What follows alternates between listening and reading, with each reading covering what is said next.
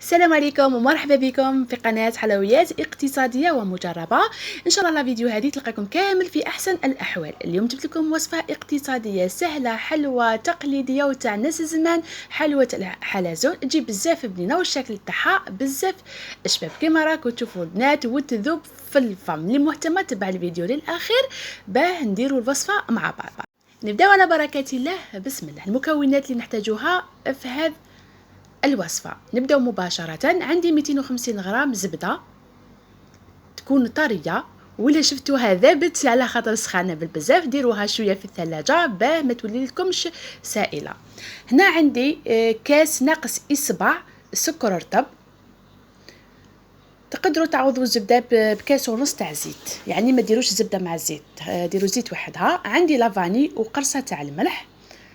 نحرك المكونات مع بعض، يعني لا داعي لاستعمال الباتور الخلاط الكهربائي لانه راهي سخانه بالبزاف. واذا استعملتوا الباتور راح الزبده راح ترجع لكم يعني سائله بالبزاف كالزيت. هنا بعد ما حركتهم غير بالملعقه نزيدوا حبه تاع بيض، وعندي 3 ملاعق تاع عسل. واللي ما عندهاش عسل تقدر تستعمل معجون المشماش ولا اللي حبت، يعني العسل ولا المعجون يعني يعطي مذاق روعة لهذه الحلوة البسيطة والاقتصادية اللي خلوها لنا ناس زمان. يعني على بالكم لكل حاجة خلوها ناس زمان، يعني الوصفات التقليدية بزاف بنان، يعني صراحة فيهم بنا كل حلوة تتمتع بالمذاق تاعها. هنا بعد ما حركت زدت كاس تاع مايزينا، نحرك بالملعقة ولا تقدروا تستعملوا يديكم. فضلا وليس امرا دعموا الفيديو بجيم باش تكبر القناه لانه راهي جديده. واللي حبت تشوف قناتي الاولى والكبيره قناه يوميات الفراشه البليديه، تلقاو وصفات طبيعيه، وصفات اعشاب، جولات في الجبال، وصفات تقليديه، وصفات تجميليه، يعني كل حاجه مفيده تلقاوها في هذيك القناه.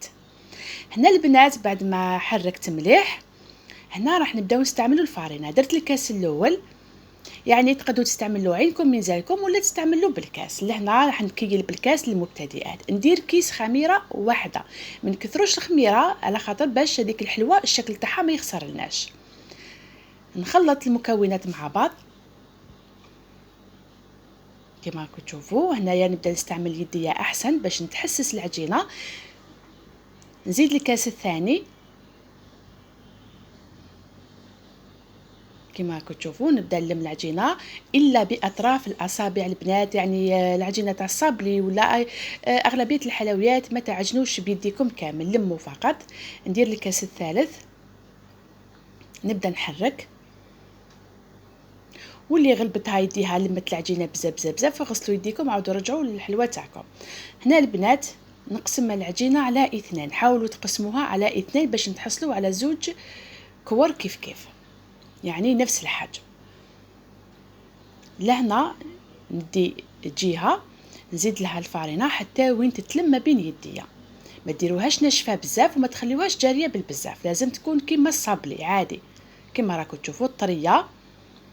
نديروها في كيس بلاستيكي، واذا سخانه بزاف ديروها في الثلاجه حتى وين تكملوا العجينه الثانيه. لهنا نروحوا للنصف الاخر، واش نزيدوا له ملعقه كبيره تاع كاكاو. من الافضل الكاكاو البني البنات، ما تستعملوش الاسود يجي مر، ولا كاين نوعيه ثانيه ايضا تجي فيها الريحه ماشي شابه.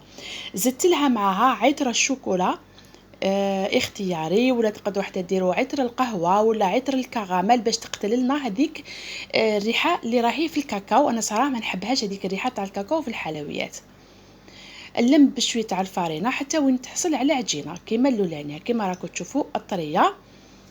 اذا واذا شدتوا العجينه تاعكم يعني على حسب سخانه، يعني الجو راه سخون بالبزاف، خليها واحد 10 دقائق في الثلاجه ثم خدموها.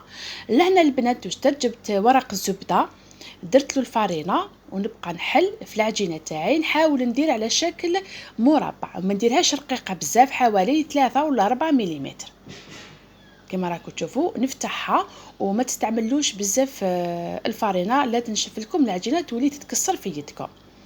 غير بالعقل حاولوا ديروا الشكل مربع. دائما البنات ما تنساوش تدعموا الفيديو بجام وخليونا التعليقات واللي تقدر تبارطاجي فضلا وكثر خيركم. هنا فتحت الاولى، نزيد العجينه الثانيه كما راكم تشوفوا دائما نرش الفارينه ونفتح العجينه.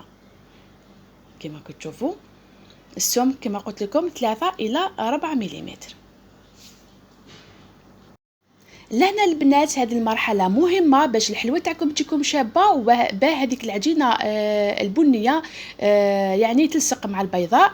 شوفوا يا البنات ندهنوا يعني وجه العجينه ببياض البيض، ندهنوها مليح مليح قبل ما نحطوا العجينه البنيه فوق اختها. ضروري هذه المرحله يا البنات. كما راكم تشوفوا الان نحط العجينه فوقها غير بسياسه، يلي راهي شويه بزاف خاجي تشوفوا تكسرت لي معليش يعني، وانتوما حاولوا غير بسياسه باه ما تتكسر لكمش. راهي عجينه الصابلي خفيفه بزاف. بالعقل نحيو هذاك البابي، ولا خرجت لكم شويه من العجينه البنيه حاولوا كيف ديروها في الاماكن يعني في العجينه البيضاء. كما راكم تشوفوا خدموها مليح، ثم قطعوا الاطراف باه تجيكم على شكل مربع. هذوك الزوائد اللي ديروهم حبه كاطو ولا قطعوها على حساب شكل قلوب ولا ما تقيسوهاش هكذا. واذا شفتوا العجينه يعني عاليه بالبزاف يعني لحقت لواحد سنتيمتر ولا، زيدوا فتحوها بالحلال لحتى تحصلوا على ارتفاع حوالي 4 حتى 5 ملم. البنات ايضا ندهنوا الطبقه البنيه ببياض البيض باش تلصق لكم العجينه. لو كان تخليوها هكاك قادر العجينه تهرب على اختها في الطياب يعني ما يجوش متلاصقين. لهنا نلف على شكل حربوش في الدوره الاولانيه نضغط مليح هكا باش نخرجوا هذاك الهواء اللي راهو داخل العجينه. نبقى كل مره نلف دوره ونضغط، نلف ونضغط حتى وين تحصل على حربوش. كما راكم تشوفوا دائما تضغطوا باه تخرجوا هذاك الهواء من الداخل. هاي ليكم لهنا نجيبوا هذاك الطرف العجينه ثانيتي كنديروا له شويه بياض البيض باش يلصق لنا، باه دائما العجينه ما تهربش خاصه المبتدئات. راني نشرح ان شاء الله نكون وفيت في الشرح باه تفهموا مليح. ودائما نقول لكم سايسوا العجينه تاع الحلوه تاعكم، ما تضغطوش عليها بزاف وما تعجنوهاش بزاف باه تجيكم هشيشه عفوا وخفيفه وتذوب في الفم.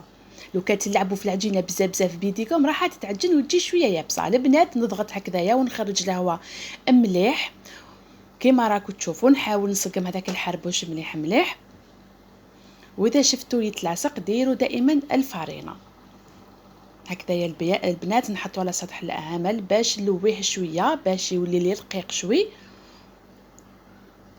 الحلوه هذه ساهله مهله وتوالم بزاف. عيد الكبير البنات خاصه العيد الكبير ما لازمش حلويات معسله ولا حلويات فيهم الشوكولا والكلاصاج بزاف، على خاطر تما الواحد يخمم في صحته قبل كرشو. البنات قسمت هذا الحربوش على 2، دوك نلفوا في هذاك ورق الزبده وندير كل حربوش نديرو في الكونجيلاتور حوالي 20 دقيقه 25 دقيقه كي يحكم روحه نحيوها. علاش نديرو في الفريجيدان؟ باش يسهل لنا في عمليه التقطيع ويجي الشكل تاعو على حبه ويجي شباب. لو كان نقطعوه هكذايا والعجينه راهي طريه بالبزاف معسخه نعرفوا بلي الشكل ما يخرجش كامل الشكل. هكذا نحطهم في الكونجيلاتور ونخليهم، ما تغفلوش عليهم حتى يتجمدوا لكم كامل. لهنا بعد مرور تقريبا 25 دقيقه هكذاك شعلت الفرن تاعي كما طيبوا صابلي عادي، ما يديلكمش وقت في الطياب يا البنات. نستعمل سكين عادي، ما تستعملوش السكين تاع المنشار. لهنا البنات تقطعوا الحبات تاعكم حوالي 1 سنتيمتر، ما ديروهمش خشان بزاف على خاطر مع اللي يتنفخوا راح يكبروا. يعني حاولوا ديروا حلوه تجي شويه رقيقه وتجي متحوفه، يعني حاولوا ديروا الشكل واحد هكذا باه يجوكم حبات بالبزاف. شوفوا الشكل تاعها شكل حلزوني بزاف شباب ومميزه وسهله هكذا. واذا درتوا غريبيه وحلوه الطابع وزدتوا هذه الحلوه هكذا يعني تجي سنيوه شابه ومشكله كما راكم تشوفوا البنات. ونحطهم في السنيوه بعدهم على بعضهم اللي حبت تجرب هذه الحلوه، على خاطر انا كما راكم تشوفوا بعدهم شويه من بعد كتنفخوا وتلصقوا لي يعني الحبات كما هكذا. نقطع غير بالعقل ونستف وندخلها حوالي 15 دقيقه 20 دقيقه كي تدي اللون الذهبي من تحت، ونشعل عليها من الفوق نحمرها شويه، نحيها ونخليها تبرد، ثم نزينوا الحلوه تاعنا. هذه هي، شوفوا الشكل تاعها شحال شباب. لهنا البنات بعد ما طابت ريحت خليتها بردت، الله الله شوفوا الشكل تاعها ما تبدلش، بقى هو يعني خرجوا الحبات ما شاء الله، وجا بزاف بنين ويذوب في الفم. البنات التزيين واش عندي معجون، انا عن صراحه درت معجون تاع الكرموس الاخضر كان عندي في الثلاجه، وزدت له شويه ملون وعطر الفراوله وشويه عسل وخلطته باش رجع لي شويه سائل. وانتوما اللي عندها تاع المشماش تاع الفراوله ولا ما عندكم استعملوا لاجولي ولا العسل كيما حبيتوا. جوزوا هذوك الاطراف كامل في المعجون، ثم لفوها في جوز الهند. وتقدروا ايضا ديروا شوكولا ولا يعني دوروها في الشوكولا يعني كما حبيتوا للذراري ولا، لكن من المستحسن يعني نستغناو على الشوكولا، راهو عيد الكبير فيه اللحم والشحم يعني صحتنا اولى. كما كتشوفوا البنات واحد يدير شويه حلوه للفال، هذا ما كان.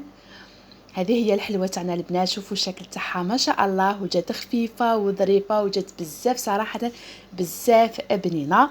نقول لكم حبوباتي،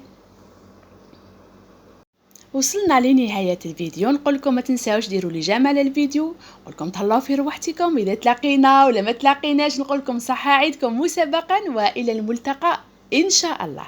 سلام.